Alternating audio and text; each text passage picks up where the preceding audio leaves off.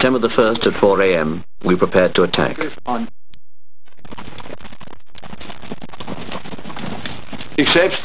My first experience of the war was when one of my unit was shot off his horse by a pole. I thought, now we're exchanging fire. Now it is war.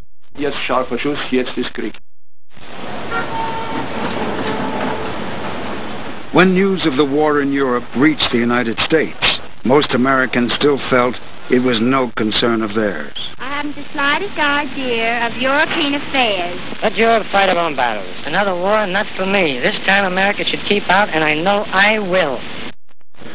And another American president had to decide if the United States would get involved. I have said not once but many times that I have seen war and that I hate war. I say that again and again. I hope the United States will keep out of this war. I believe that it will. And I give you assurance and reassurance that every effort of your government will be directed toward that end, as long as it remains within my power to prevent. There will be no blackout of peace in the United States.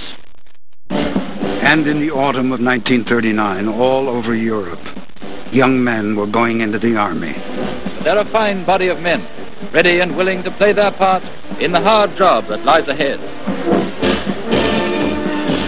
And their first experience of the army is to receive a whole lot of kit and a perfectly beautiful haircut. Walter Hare, who had fought at the Somme in the First World War, now had a son of 16. When I saw there was another war, I felt pretty down. I thought we'd wasted our time.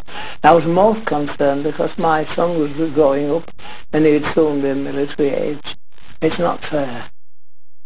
It's not fair that I did my bit and now that my son was going to have to do what we failed to do. Les anciens combattants se refusent à l'idée d'un calvaire qu'ils voulaient épargner à leurs enfants.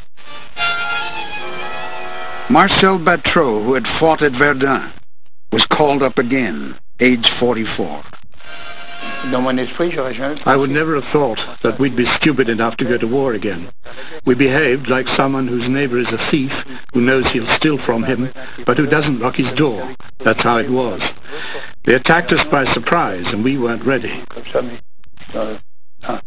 Et eux, ils avaient ferme intention de nous attaquer et nous attaquer par surprise alors qu'on n'était pas prêts. I never thought I'd be called up again 20 years later. I just didn't think of that.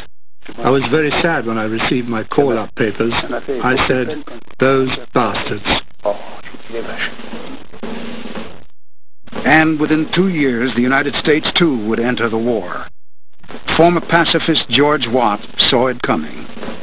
When I came back from Spain, I felt that sooner or later, and perhaps sooner, the United States would have to get into a war or support of a war against Hitler in Europe. One of the reasons we went to Spain was that we felt that if we could stop Hitler there, we could prevent the outbreak of war. But we didn't stop him. And so now we felt that war was inevitable.